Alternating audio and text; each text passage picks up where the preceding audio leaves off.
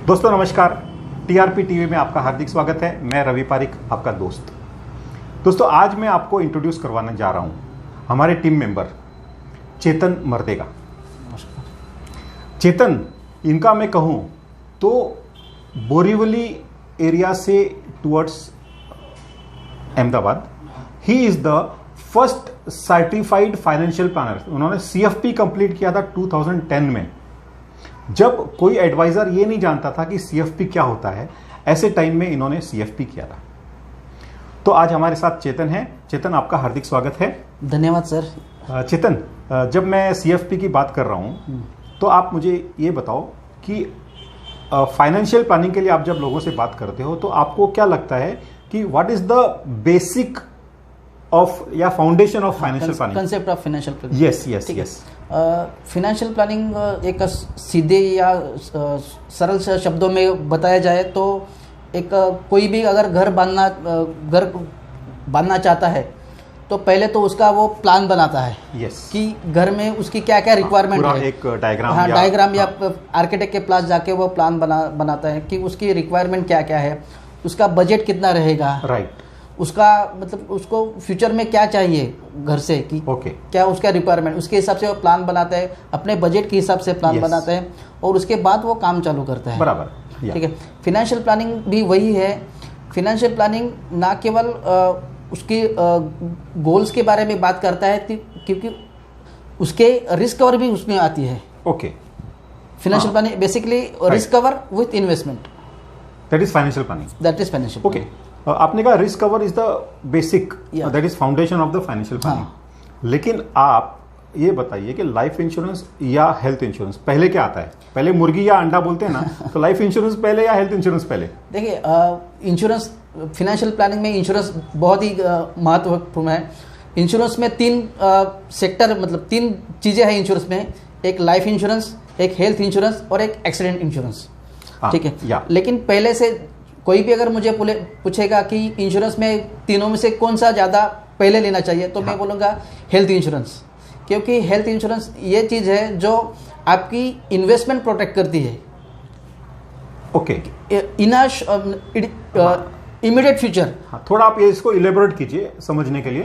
देखिए, health insurance में अगर कोई बीमार पड़ता है तो उसका फैमिली, उसने जो इन्वेस्टमेंट बचत की है अपने बच्चों के एजुकेशन के लिए या अपने रिटायरमेंट प्लानिंग के लिए या घर खरीदने के लिए, तो वो उसको अपने बीमारी में खर्च करना पड़ेगी।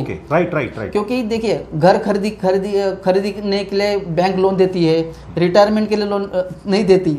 वैसे ही जब हॉस्पिटलाइजेशन होता है तो उसको लोन नहीं देगा कोई बैंक लोन नहीं देती। Yes yes. अभी तक वो फाइनेंशियल इंस्टीट्यूशन उसको लोन नहीं देगा, नहीं देती। राइट। तो इमीडिएट घर वाले तो ये नहीं बोल सकते कि हमने जो बचा है वो घर खरीदने के लिए या बच्चों के एजुकेशन के लिए हम इलाज नहीं करेंगे।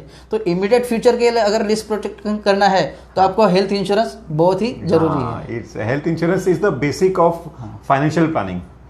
तो अभी आप है ना चेतन, ये जो अपने दहानू एरिया में आपका जो रेजिडेंस है या ऑफिस है, इस एरिया में आपके जो कस्टमर्स हैं, मैंने सुना है कि they are very rich customers, और वहाँ पर फार्मर्स या समुद्र में जाने वाले लोग ज़्यादा, फिशरमैन्स, इस तरह के ऑक्यूपेशन के लोग ज़्यादा हैं।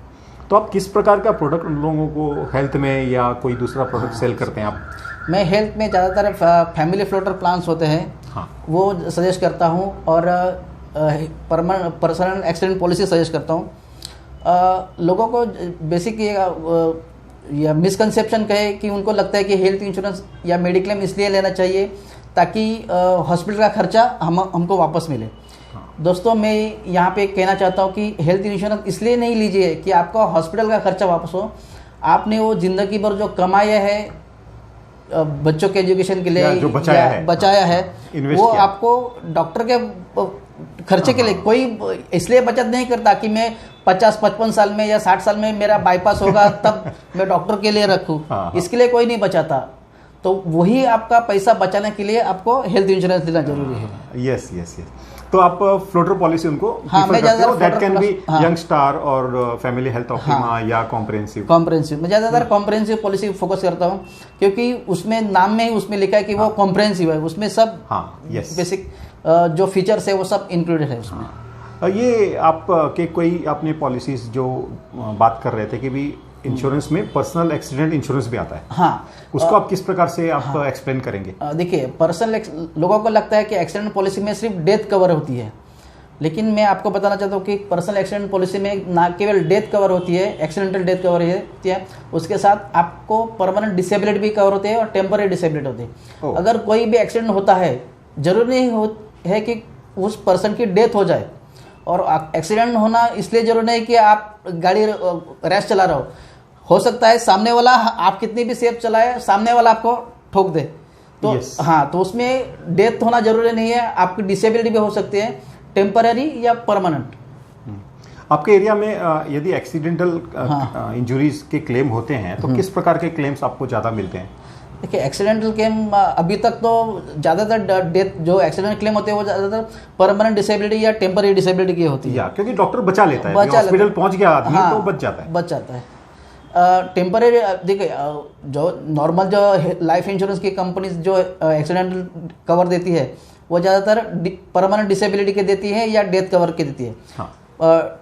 टेम्पररी डिसेबिलिटी भी कवर जरूरी है, क्योंकि उससे क्या है, लॉस ऑफ इनकम होता है, आपका जो लॉस ऑफ इनकम प्रोटेक्शन हो जाता है, उसका प्रोटेक्शन हो जाता है। yes. अगर समझो कोई बिजनेसमैन है या प्रोफेशनल है, उसका अगर कोई एक्सीडेंट हो जाता है तो 6 महीने साल भर अगर अपना जॉब नहीं कर सकता तो उसका इनकम लॉस होता है, तो उसके लिए रियली गुड, उसका जो भरपाई है उसके लिए वो पर्सनल एक्सीडेंट इंश्योरेंस का आज के कोई भी इनकम अर्निंग का ईएमआई इन्वेस्टमेंट तो रहती रहे, अगर वो लॉस, अगर वो कमाएगा नहीं तो ईएमआई नहीं भरेगा, अपना इन्वेस्टमेंट नहीं कर सकेगा।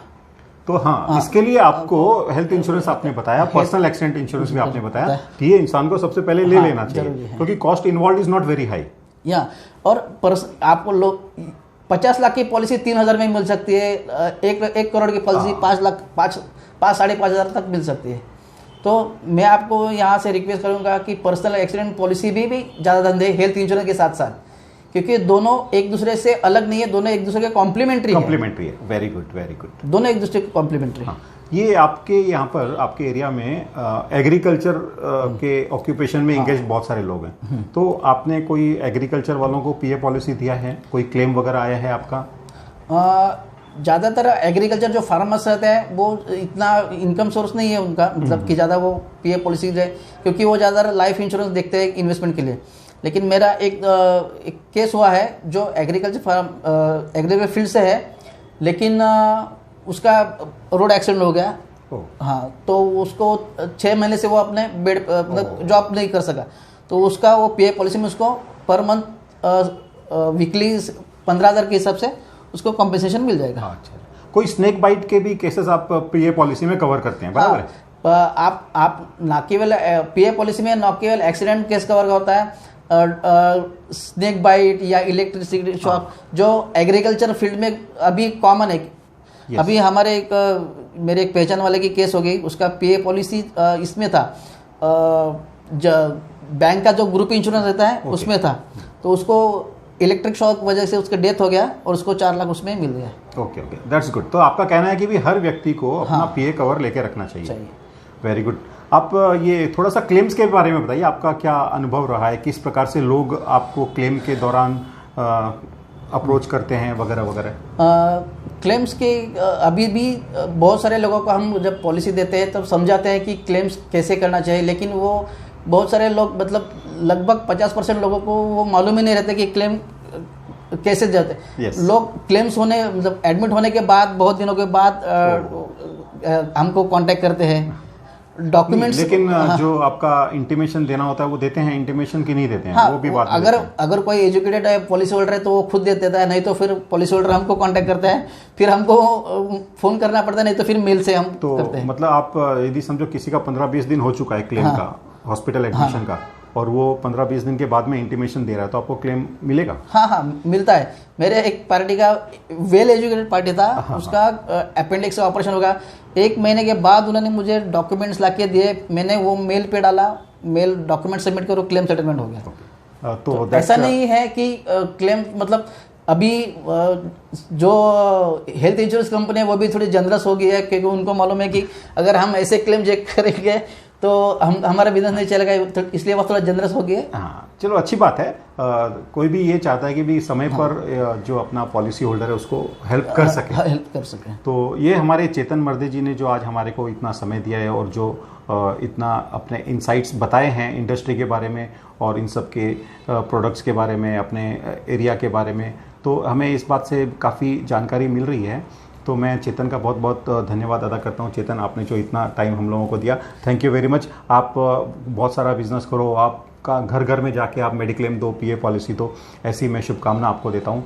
और दोस्तों, मैं आप लोगों का धन्यवाद देता हूँ जो आपने इतना समय निकालकर इस वीडियो को देखा है।